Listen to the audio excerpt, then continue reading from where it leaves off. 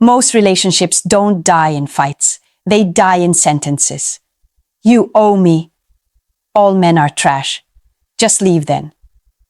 Each phrase is a nail in the coffin of respect, and once it's buried, there's no love left to save. In this video, we'll dissect the 6 phrases women say that instantly expose who they really are, and why every man who ignores them ends up grieving a relationship that was already dead. Listen closely, because these aren't words of love. They're the funeral hymns of it. There's a moment in every relationship when the mask slips, not through action, but through words. The human mouth is the most accurate lie detector ever invented. People can fake affection, they can rehearse empathy, but they can't fake consistency in language. Words are fingerprints, and sooner or later, they reveal exactly who someone is beneath the performance. You see, in healthy relationships, words are tools of connection. They build bridges, they soothe, they clarify. But in toxic dynamics, words become weapons. They don't heal, they shape reality. Every phrase becomes a subtle test, a small negotiation for control. You may think she's simply venting or being dramatic, but what she's really doing is showing you the blueprint of her psychology, one phrase at a time. Here's what most men miss. Toxicity doesn't start with screaming or betrayal. It starts quietly, in the language. A comment slipped into an argument, a joke with a sharp edge, a phrase repeated just enough times that it starts to sound normal. By the time you realize it, you're no longer reacting to her words. You're conditioned by them. In my experience, when a woman feels threatened, cornered, or entitled, her real beliefs leak through her vocabulary. She'll use words that grant her permission to control, to guilt, to dismiss. Words that sound like emotion, but are actually calculation. These are not random slips. They are deliberate linguistic signatures, habits that form over years of unchecked manipulation. That's why awareness is power, because once you start listening, not for what she says, but how she says it, the entire illusion collapses. You begin to see patterns, the entitlement, the moral superiority, the victimhood, the very architecture of manipulation hidden behind everyday conversation. And once you hear it, you can't unhear it. You start noticing the same phrases echoing across stories, relationships, even social media. 6 of them stand out. 6 sentences that instantly expose who she really is. Let's break them down one by one. Number 1, you owe me. This isn't affection. It's a debt notice wrapped in a smile. When a woman says those 3 words, she's not asking, she's collecting. It's not a request, it's a demand wearing perfume. The moment you owe me enters a relationship, love stops being a connection and becomes a currency. Every act of kindness turns into a transaction. Every gesture becomes a line item in an emotional ledger that never balances. She doesn't see you as a man. She sees you as an ATM that breathes. It's subtle at first. You owe me a nice life because I gave you children. You owe me happiness because I stayed with you. You owe me comfort because I chose you. Sounds logical, doesn't it? But underneath those words lies a belief system. That your existence is her compensation. Your value isn't who you are. It's what you provide. This is the mindset of entitlement, not partnership. Entitlement turns gratitude into leverage. It uses guilt to manipulate, affection to bind, and sacrifice to enslave. She'll remind you of everything she's ever done, but never acknowledge what you've given. In her world, reciprocity doesn't exist. Love flows one way, toward her needs, her moods, her demands. What makes this phrase so poisonous is its endless interest rate. You can never pay enough. The more you give, the more she expects. She'll twist every act of generosity into proof that she was right to demand it in the first place. You owe me becomes a bottomless pit where your effort, your money, and your peace disappear. Healthy love says, thank you. Entitled love says, finally. The difference is respect. Gratitude builds intimacy. Entitlement kills it. When a woman tells you, you owe me, listen carefully. What she's really saying is, your life exists for my comfort. Your sacrifices are the price of my happiness. That's not love, that's employment, and you never signed the contract. Number 2, I don't owe you anything. At first, it sounds strong, independent, empowered. But listen closer, and you'll hear something darker. Not independence, but indifference. This phrase isn't about freedom, it's about superiority. She says it when you bring up something that hurts you, or when you ask for mutual respect. Maybe you mention that you feel uncomfortable about her late-night messages to another man. Her response, I don't owe you anything. And just like that, your feelings become irrelevant. This is the battle cry of someone who wants all the benefits of connection, with none of the responsibility. She wants commitment without accountability, intimacy without vulnerability.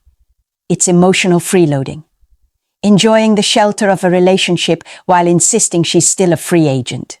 The deeper truth is this: I don't owe you anything is not a declaration of autonomy. It's a denial of empathy. It says, your needs are inconvenient. Your emotions are interruptions. It strips you of the right to even voice your discomfort, framing it as control or insecurity. This phrase creates an invisible hierarchy where she's at the top, immune to consequence, untouchable by criticism. You, on the other hand, are expected to give endlessly. Time, energy, understanding, forgiveness. But the moment you ask for the same, she retreats behind her shield of false independence. Healthy independence coexists with accountability. It says, I'm my own person, but I respect how my choices affect you. Toxic independence says, my choices are sacred, and your pain is irrelevant.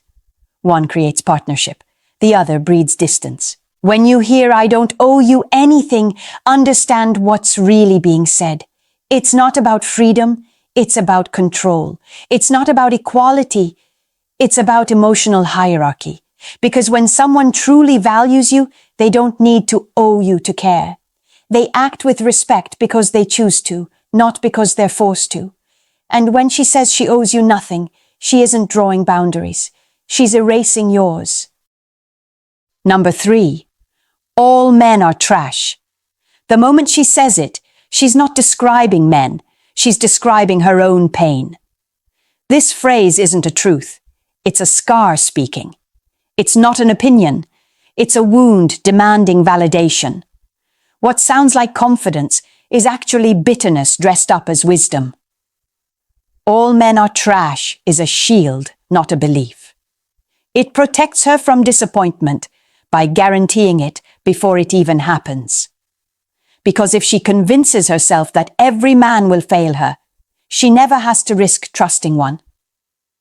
But here's the cost. When she labels all men as broken, she locks herself inside the cage she built. Every gesture of kindness becomes suspicion. Every flaw becomes confirmation. She's not in a relationship with you. She's in a relationship with her narrative. I've seen men try to fight this mindset. They bend over backwards to prove they're different. They overgive, over-apologize, over-perform, and still, it's never enough. Because this isn't about evidence, it's about identity. She's chosen to be the victim, and victims need villains. This phrase reveals a psychological loop called confirmation bias of pain. Every interaction is filtered through past betrayal. Forget one detail? Typical man. Show emotion. Men are weak. Stay composed. Men are cold. There's no version of you that wins because she's not seeing you. She's seeing the ghost of someone who hurt her long ago. The tragedy is that this bitterness often hides deep fear. Fear of vulnerability. Fear of being wrong again. But instead of healing, she converts pain into ideology. And once pain becomes a worldview, love becomes impossible. When a woman says, "All men are trash," don't argue. Don't try to prove her wrong. She doesn't want evidence. She wants validation for her bitterness. You can't love someone out of their cynicism. You're not her partner. You're her next case study in why love always fails, and the conclusion is already written. Number 4. I'm just a girl. She says it with a laugh, a shrug, maybe even a pout. But make no mistake, this is not humility, it's strategy. "I'm just a girl" is how accountability gets dressed in innocence. It sounds harmless, even sweet. You forget the bill? Oops, I'm just a girl. She overspends, stirs up chaos, or starts a scene. And suddenly it's because she's emotional, because she's a woman, because that's just how girls are. Each time she says it, responsibility quietly dies a little more. This is what psychologists call weaponized incompetence, the deliberate act of appearing incapable to shift burdens onto someone else. And it works brilliantly on men who were raised to protect, fix, and forgive. She knows you'll step in. You'll manage the crisis, smooth the conflict, absorb the damage. You'll keep doing it because you believe she needs you. But here's the truth. She's not weak. She's selective. She's helpless only when it's convenient. When it benefits her, she's strong, assertive, decisive. But when it's time to take responsibility, suddenly she's just a girl again, fragile, misunderstood, blameless. It's not vulnerability, it's theater. Over time, this act creates an emotional imbalance. You carry both roles, protector and scapegoat. You shield her from consequences and then get blamed when things go wrong. It's a double bind that drains your confidence while inflating her control. Healthy femininity admits mistakes. It says, "I messed up and I'll fix it." Toxic femininity hides behind gender. It says, "I can't help it. I'm emotional." One builds trust, the other breeds resentment. So the next time she tilts her head and whispers, "I'm just a girl," listen carefully. What she really means is, "I refuse to be accountable." She's not fragile, she's strategic. And if you mistake her performance for innocence, you'll end up carrying the weight of her choices, along with the blame for them. Number 5. If you loved me, you would. It sounds romantic, doesn't it? As if love could be proven through action, sacrifice, or obedience. But underneath those 6 words lies a trap so subtle that many men mistake it for devotion. In reality, it's emotional blackmail wrapped in the language of affection. "If you loved me, you would" is not a request. It's a test. It measures how much of yourself you're willing to give up to keep her satisfied. It takes the purest emotion, love, and turns it into leverage. She's no longer asking for understanding. She's demanding proof. And every time you comply, the bar moves higher. At first, it's small. If you loved me, you'd skip that night out with your friends. Then it grows. If you loved me, you'd stop talking to your ex. Eventually it becomes, if you loved me, you'd give up who you are. This isn't love. It's a transaction built on guilt. Each concession chips away at your autonomy until you're no longer acting from affection, but from fear. Fear of disappointing her, fear of losing her approval. That fear is how she maintains control. What's most insidious about this phrase is how it weaponizes your best qualities. Loyalty, empathy, protectiveness. It makes you believe that love must hurt, that real devotion requires sacrifice. And so you trade your peace for validation, hoping she'll finally feel secure. But she never will. Because this kind of control feeds on insecurity, not connection. Healthy love never says, "Prove it." It says, "I trust it." It doesn't demand evidence. It builds safety. Real love expands your freedom, not your fear. So when you hear, "If you loved me, you would," remember, She's not asking for reassurance. She's measuring compliance. She doesn't want proof of love. She wants proof of control. Real love never needs to test. It shows itself through peace, not panic. Through choice, not coercion. Number 6. Just leave then. It sounds final. It sounds like the end. But it's not. This phrase isn't an invitation to go. It's a challenge to stay and prove your devotion one more time. It's control dressed up as indifference. She says it in the middle of an argument, when you finally start standing your ground. Just leave then. What she really means is, I bet you won't. It's a calculated bluff, a manipulation that plays on your fear of abandonment. She's gambling that your love will outweigh your pride, that you'll fold before she does. And most men do. They panic, they apologize, they chase. Not because they did something wrong, but because they've been conditioned to see her leaving as failure. The moment you back down, the balance shifts permanently. Now she knows she can weaponize your fear of loss anytime she wants to win. This is how psychological control works. Through scarcity. She makes you believe her affection is fragile, temporary, always one argument away from disappearing. So you start walking on eggshells. You censor yourself. You shrink to keep her calm. Each just leave then becomes a leash. Invisible but suffocating. But the truth is, she doesn't want you to go. She wants you scared of going. She wants you emotionally indebted to the relationship, terrified of what life looks like without her approval. It's not love that keeps you there. It's conditioning. Healthy partners don't threaten to leave every time they don't get their way. They communicate, they repair, they choose the relationship again and again. Ultimatums are not boundaries, they're emotional hostages. So the next time you hear, just leave then, take it literally. Pack your things. Walk away without a speech, without anger, without drama. Because the moment you do, the game collapses. She doesn't want you gone. She wants you scared. And the only way to end that power is to stop playing. Now that you've heard the 6 phrases, let's look beneath the surface. Because what makes them dangerous isn't the words themselves. It's the psychology behind them. Manipulation works best when it doesn't look like manipulation. Each of these phrases, you owe me, I don't owe you anything, all men are trash, I'm just a girl, if you loved me, you would, and just leave then, isn't random. They're patterns.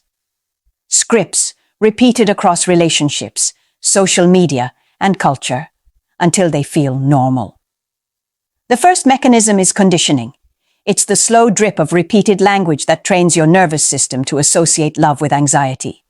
Every time you react, she learns what keeps you compliant. Over time, you stop thinking. You start predicting, walking through a minefield you can't see. The second is intermittent reinforcement. This is what keeps you hooked. Between every moment of cruelty, there's sweetness. Between every insult, an apology. Between every just leave then, there's a kiss, a tear, a promise. That contrast creates addiction, not to her love, but to the relief that comes after pain. The third is normalization. Society romanticizes dysfunction. Movies call it passion. Memes call it empowerment. Friends say, that's just how relationships are. And before you know it, manipulation becomes tradition and pain becomes proof of love. But here's the truth most people never hear. You can't argue your way out of manipulation. You can only outgrow it. You can't fix someone who profits from your confusion. You can only see the pattern and step out of it. Her words aren't slips of the tongue. They're rehearsed moves in a game of power. Once you recognize them, the illusion dissolves. You stop reacting. You start observing. And the moment you do, the control breaks. Not because she changed, but because you did. When you stop defending yourself to the wrong person, you become untouchable to every manipulator after her. These 6 phrases don't just expose who she is. They reveal something even more important: what you've tolerated and what you've learned to call love. Because every word that diminished you, every phrase that made you question your worth, wasn't just manipulation. It was education. Pain is a brutal teacher, but it teaches perfectly. Now you know what to listen for. You know what love isn't. Real love doesn't turn affection into a debt, boundaries into disrespect, or trust into a test. Real love doesn't use fear as leverage or guilt as currency. Real love doesn't need proof. It gives peace. This isn't about hating women. It's about understanding patterns. When you see the pattern, you reclaim your power, because what you can name, you can control. And what you can see clearly can no longer control you. If you've ever felt like you were losing yourself trying to please someone, this is your wake-up call. You don't have to keep proving you're good enough for someone who only feels powerful when you feel small. You don't have to keep fighting to be understood by someone committed to misunderstanding you. You don't have to stay. Ask yourself honestly, have you been loved or have you been managed? Have you been chosen or have you been used? The answer might hurt, but clarity always comes before peace. Remember this: real love doesn't owe, test, or threaten. Real women don't hide behind phrases. They show up in truth. Respect is not optional. Accountability is not conditional. If this video hits something real inside you, don't keep it to yourself. Share it. Comment which phrase you've heard. It might help another man wake up. Subscribe if you're done being emotionally manipulated and ready to start seeing the patterns for what they are, because understanding is power, and power is peace.